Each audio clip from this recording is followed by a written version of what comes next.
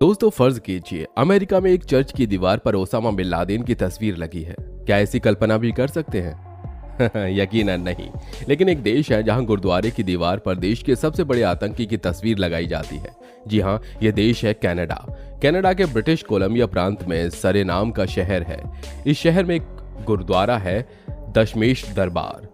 साल 2021 में इस गुरुद्वारे की बाहरी दीवार पर खालिस्तानी आतंकी तलविंदर सिंह परमार की एक बड़ी सी तस्वीर लगाई गई थी। वही तलविंदर सिंह जिसने 1980 में लंदन से बॉम्बे जा रहे प्लेन के रास्ते में ही बम से उड़ा दिया था, जिसमें तकरीबन 329 लोगों की मौत हो गई थी, जिसमें से 270 कनाडाई नागरिक भी शामिल थे। यह हमला खालिस्तानियों ने किया था और इसका मास्टरमाइंड था तलविंदर सिंह परमार। जब कैनेडियन सरकार को इसे भारत को सौंपने के लिए कहा गया तो उसने तलविंदर को सौंपने से साफ इनकार कर दिया, जिसके बाद इंदिरा गांधी ने कनाडा के मौजूदा पीएम जस्टिन ट्रूडो के पिता पियरे ट्रूडो पर नाराजगी भी जताई थी। अब फिर से एक बार इतिहास खुद को दोहरा रहा है और यही खालिस्तान फिर से भारत और कनाडा के रिश्ते को बिगाड़ने में लगा है। हाल ही में कनाडा के मौजूदा प्रधानमंत्री जस्टिन ट्रूडो ने संसद में इल्जाम लगाया है कि खालिस्तानी आतंकी हरदीप सिंह निज्जर की हत्या में भारत का ही हाथ है।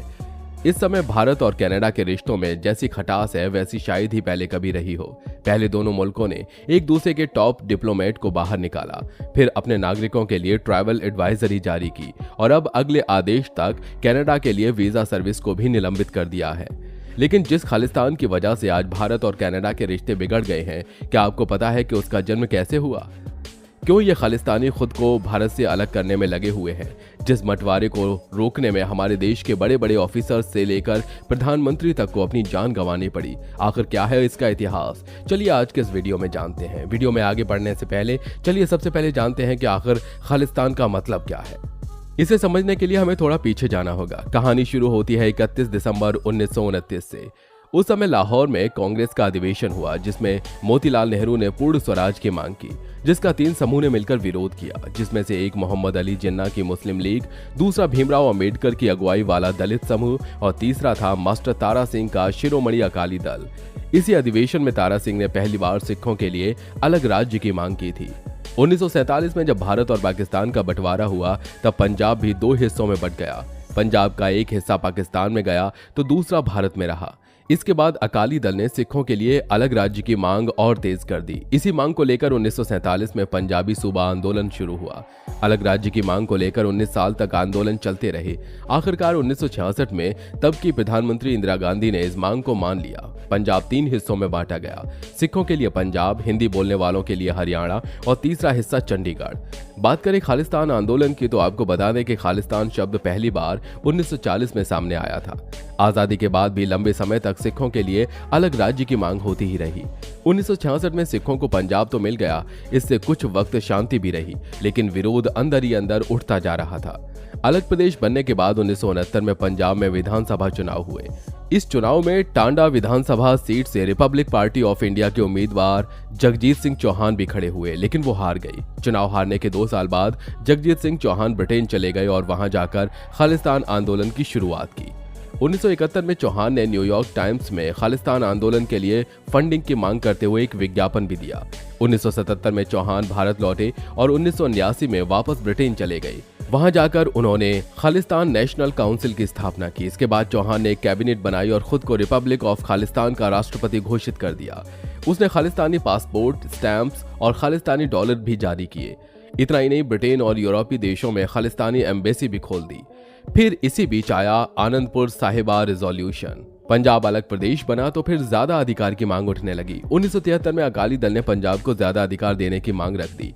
पहले 1973 और फिर 1978 में अकाली दल ने आनंदपुर साहिब प्रस्ताव पास किया, जिसमें पंजाब को ज्यादा अधिकार देने के कुछ सुझाव रखे गए थे। इस प्रस्ताव में सुझाव गया कि केंद्र सरकार का सिर्फ रक्षा, विदेश नीति, संचार और मुद्रा पर अधिकार हो, बाकी सभी मामलों पर राज्य सरकार का अधिकार हो। इस प्रस्ताव में पंजाब को और ज्यादा अधिकार यानी स्वायत्तता देने की बात कही गई थी, लेकिन अलग देश की बात नहीं कही गई थी। इसी दौरान अमेरिका में बैठे खालिस्तानी विचारक गंगा सिंह ढिल्लों ने भी अलग खालिस्तान की मांग रख दी। ये वो समय था जब पंजाब में खालिस्तानी समर्थक जर्नैल सिंह भिंडारवाले की ताकत बढ़ रही थी। अगस्त 1982 में अकाली दल के नेता एच.एस. लोंगोवाल और प्रकाश सिंह बादल ने आनंदपुर साहिब प्रस्ताव को लागू करने, हिमाचल प्रदेश और हरियाणा से पंजाबी भाषा इलाके भाषा में मिलाने और सतलुज यमुना लिंक कैनाल की योजना को भिंडरावाले के साथ मिलकर धर्म युद्ध मोर्चा खोल दिया। 3 जून 1984 को पंजाब में कर्फ्यू लगा दिया गया। 4 जून की शाम से सेना ने गोलीबारी शुरू कर दी। भीषण खून खराबा हुआ। 6 जून को भिंडरावाले को मार दिया गया।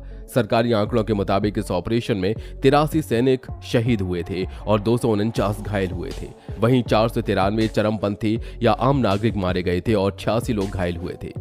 1592 लोगों को गिरफ्तार किया गया था। इस ऑपरेशन के 4 महीने बाद ही 31 अक्टूबर 1984 को प्रधानमंत्री इंदिरा गांधी की हत्या उनके 2 सिख बॉडीगार्ड्स सतवंत सिंह और बेअंत सिंह ने कर दी। इंदिरा गांधी पर इतनी गोलियां चलाई गई थी कि उनका शरीर छलनी छलनी हो चुका था। इंदिरा गांधी की हत्या के बाद देश भर में सिख विरोधी दंगे भड़क गए। सरकारी आंकड़ों के मुताबिक अकेले दिल्ली में ही 2333 सिखों को मौत के घाट उतार दिया गया। वहीं देश भर में 3350 सिख मारे गए थे। ऐसा आरोप लगा था कि इन सिख विरोधी दंगों को कांग्रेस नेताओं ने ही हवा दी थी। अगले 10 साल सिर्फ मौतें ही मौतें। जुलाई 1985 में राजीव गांधी और लोंगोवाल ने शांति समझौते पर हस्ताक्षर किए, पर जैसे ही लोंगोवाल पंजाब लौटे वैसे ही कट्टरपंथियों ने उनका कत्ल कर दिया। 1984 से 1995 के बीच पंजाब में उग्रवाद चरम पर रहा। उग्रवादियों ने सुरक्षा एजेंसियों और हिंदुओं को निशाना बनाया। 23 जून 1985 को कनाडा के मॉन्ट्रियल से लंदन जा रही एयर इंडिया की फ्लाइट को हवा में ही बम से उड़ा दिया गया। इससे विमान में सवार सभी 329 यात्रियों और क्रू मेंबर्स की मौत हो गई। बब्बर खालसा ने इस हमले की जिम्मेदारी लेते हुए इसे भिंडरावाले की मौत का बदला बताया था। 10 अगस्त 1986 को ऑपरेशन ब्लू स्टार को लीड करने वाले पूर्व सेना प्रमुख जनरल ए.एस. वैद्य की पुणे में हत्या कर दी गई, जिसकी जिम्मेदारी खालिस्तान कमांडो फोर्स ने ली। 31 अगस्त 1995 को एक सुसाइड बॉम्बर ने पंजाब के सीएम बेअंत सिंह की कार के सामने खुद को उड़ा लिया। इसमें बेअंत सिंह की मौत हो गई। 1990 के मिड तक पंजाब से विद्रोह का सफाया कर दिया गया, लेकिन तब तक खालिस्तानी समर्थकों और आतंकी मॉड्यूल भारत से बाहर अपने ठिकाने बना चुके थे। खालिस्तान पर क्या है मांग? इमिग्रेंट कैब ड्राइवर से अटॉर्नी बने गुरपतवंत सिंह पन्नू ने साल 2007 में सिख फॉर जस्टिस नाम का संगठन बनाया। दावा किया गया कि यह संगठन 1984 के दंगों के पीड़ितों के लिए न्याय की मांग करने के लिए बनाया गया है।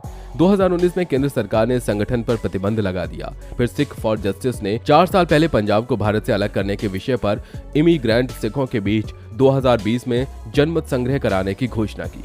अक्टूबर 2021 में सिख फॉर जस्टिस ने खालिस्तान का नक्शा जारी किया। इस नक्शे में सिर्फ पंजाब ही नहीं बल्कि हरियाणा, उत्तर प्रदेश, उत्तराखंड, हिमाचल प्रदेश और राजस्थान के कुछ जिलों को भी खालिस्तान का हिस्सा बताया। इस नक्शे में राजस्थान के गंगानगर, बीकानेर, जोधपुर, बूंदी, कोटा, अलवर और भरतपुर जिलों को हिस्सा बताया। यूपी के भी हरदोई, सीतापुर, शाहजहांपुर, लखीमपुर खीरी, पीलीभीत, बहराइच जैसे जिलों को शामिल किया।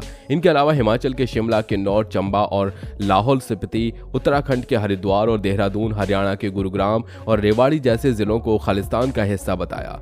आज से कुछ दशक पहले खालिस्तानी विचारधारा समर्थकों की गिरफ्तारी और उन पर एक्शन की वजह से खालिस्तानी आंदोलन सुस्त पड़ने लगा था, लेकिन बीते कुछ सालों में यह दोबारा उठने लगा है।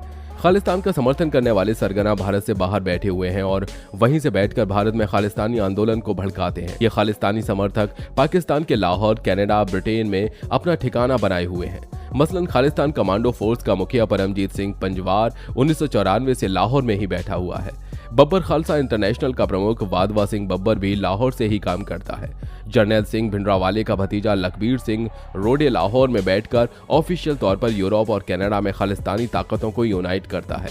सिख फॉर जस्टिस का संस्थापक गुरपतवंत सिंह पन्नू ये कनाडा में बैठकर सभी को कंट्रोल करता है। कुल मिलाकर देखा जाए तो जितने भी खालिस्तानी सपोर्टर्स के हेड हैं सभी के सभी भारत से बाहर रहकर ही इन खालिस्तानी सपोर्टर्स को कंट्रोल करते हैं।